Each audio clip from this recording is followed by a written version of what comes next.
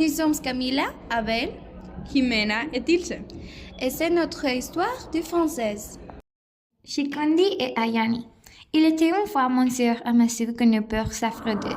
Vivait avec un fidèle animal de campagne, Chikondi, qui ne quittait jamais l'appartement car s'il l'effaçait. Amasu le battrait et le laisserait sans nourriture. Chikondi a grandi avec méfiance alors s'il a fait face à ses peurs navigeant de manière incontrôlable. Amasu et Chikondi formaient un duo terrifiant. Personne ne s'est traversé leur maison, dont tous deux étaient toujours isolés, ne contentés que sur eux-mêmes pour s'accompagner. Un jour, Amasu a disparu, laissant Chikondi souffrir de la faim et d'une plus grande solitude. Des jours plus tard, les voisins ont commencé à parler et il s'est avéré que Amasu était décédé d'un arrêt cardiaque. Au travers, laissant Chikondi complètement seul et sans soin. Heureusement, il avait assez de pour tenir quelques jours de plus. Jusqu'au troisième jour, un chat arriva, marchant sur la scène avec un poisson dans la bouche. Lorsqu'il l'a vu arriver, Chikondi a aboyé et a sauté sur la clôture pour défendre son territoire, tout en pensant Si la seule personne assez gentille pour prendre soin de moi m'a fait du mal, qu'est-ce que c'est que d'étrangers pourront me faire de pire? Mais le chat n'avait pas peur. Il est resté assis là jusqu'à ce que Chikondi se calme et finalement, il a laissé tomber le poisson de sa bouche. Je m'appelle Ayani, ma propriété et moi venons de manger ici. Les autres animaux m'ont parlé de votre propriétaire. Je suis vraiment désolée. J'espère que vous aimez les poissons.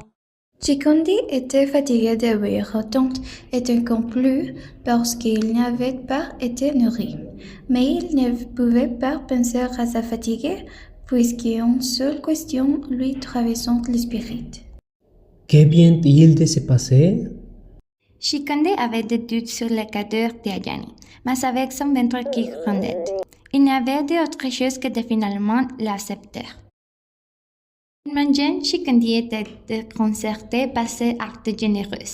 Il ne lui était jamais arrivé que quelqu'un s'enfuit, présentant ses arguments, encore moins qu'on lui donnait quelque chose, mais il restait méfiant envers les autres. Plus tard, Ayani arrive à nouveau, cette fois avec de la viande dans la bouche. Chikondi lui aboya encore une fois, mais encore une fois Ayani ne partit pas. Ayani posa la viande et demanda. Pourquoi ne sortez pas d'ici? La porte n'est pas fermée. Vous pourriez facilement vous échapper pour chercher de la nourriture et plus d'eau. Chikondi doutait toujours de Ayani, mais répondit. Je ne peux pas sortir. Je ne devrais plutôt pas. Mon propriétaire ne serait pas content si je sortais. Il y a beaucoup de dangers dehors. Les chiens vont me faire du mal. Ils ne m'ont jamais fait sortir d'ici, et je n'ai pas non plus l'intention de sortir d'ici. Ayani comprenait ce qu'il voulait dire, mais ce qu'elle ne comprenait pas, c'était le fait qu'ils n'étaient jamais sortis ensemble. Quelle genre de personne empêchera ces animaux de compagnie de voler moi? Pensait Ayani, mais même sans tout comprendre, elle voulait toujours être pour Chikondi. Les yeux sereins et les visées alimentaires d'Ayani le matin et le soir devinrent routinières et établirent une amitié solide et très confiante. Tout se déroulerait parfaitement selon leur routine. Jusqu'au jour à Chikondi manqua de eux.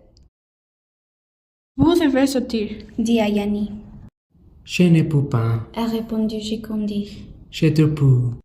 Ayani comprenait maintenant d'où venaient les sentiments de Chikondi, suite aux discussions qu'ils avaient eues. Mais elle savait qu'ils ne pourront rien ressentir si Chikondi ne se faisant pas de changement. Je t'accompagnerai. Dit Ayani, essayait de les convaincre. Je te dejaré raconter ma version de l'histoire. Le monde n'est pas aussi horrible qu'on te le fait croire. Chikondi n'était pas très convaincu, mais il savait qu'il mourrait bientôt de soif s'il ne sortait pas. Alors il accepta d'accompagner Ayani. À mesure que la porte approchait, la respiration de Shikondi commença à s'accélérer, et son esprit ne cessait de penser au pire. Il se souvenait de ses tentatives pour sortir quand il était petit, et de la façon dont il avait été sévèrement puni lorsqu'il était attrapé, qu'il était resté paralysé pendant un moment, jusqu'à ce qu'il se mettait à bouger à la porte. Ayani était effrayée par les changements soudains, mais elle était compréhensive, elle ne quitta toujours pas Shikondi, et essaya de se rapprocher pour le calmer. Ayani le rassurait sur le fait que tout ira bien, mais Shikondi était tellement bouleversée qu'il a presque mordu Ayani.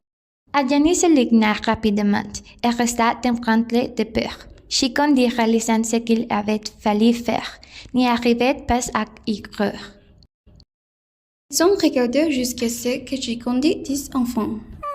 Je ne sais pas qu'est-ce qui m'est arrivé, désolé. Et sans réfléchir, il s'est enfui, honteux de ce qu'il avait fait. Ayani savait que Shikondi n'y agissait ainsi que parce qu'on ne lui avait jamais appris à bien s'exprimer. Alors elle apercevit. Attends-moi! Ayani a crié. Non, je suis juste à danger. Je ne veux pas te faire du mal. Répondit Shikondi en s'enfuyant. Les gens étaient fascinés de voir un chat courir après un chien, et avec la foule, Shikondi n'avait nulle part où aller, les faisant paniquer et aboyer à nouveau un sens. Les gens avec leurs animaux de compagnie se sont retirés et n'ont laissé que Ayani et Shikondi à milieu. Shikondi n'arrêtait pas de bouillir, mais Ayani s'en fichait et dit. Je sais que tu n'es pas un chien. Oublie tout ce que Masu t'a dit. Vous êtes un être vivant. Vous aimez quand on peine, sans doute, et quand vous aimez. Amasu ne savent pas comment apprécier et bien traiter. Maintenant, laissez-vous aimer par les gens que vous entourez. Shikondi avait toujours peur, mais il a arrêté de bouillir et une fille a commencé à s'approcher. C'est ma personne, Stacy. Ne t'inquiète pas. Il ne te fera pas de mal comme Amasu le fait. Shikondi hésita encore, mais décida de faire confiance à Ayani, et Stacy le souleva dans ses bras, les caressant. Ce n'est pas dangereux, il va juste pour. A déclaré Stacy. Les gens ont commencé à murmurer, mais ils n'y font fichant. Shikondi était confus avec ce qu'il ressentait. Il n'avait jamais été traité de la sorte. Shikondi? Lut Stacy dans se laisser. Avec moi, tu auras une nouvelle maison avec Ayani. Je ne le sais plus personne te maltraiter. Et à partir de là, Shikondi mène une vie bien remplie et heureuse avec Stacy et Ayani. Fin. À votre avis, que serait-il arrivé si Shikondi n'avait jamais fait confiance à Ayani? Pensez-vous qu'il est souvent tout seul?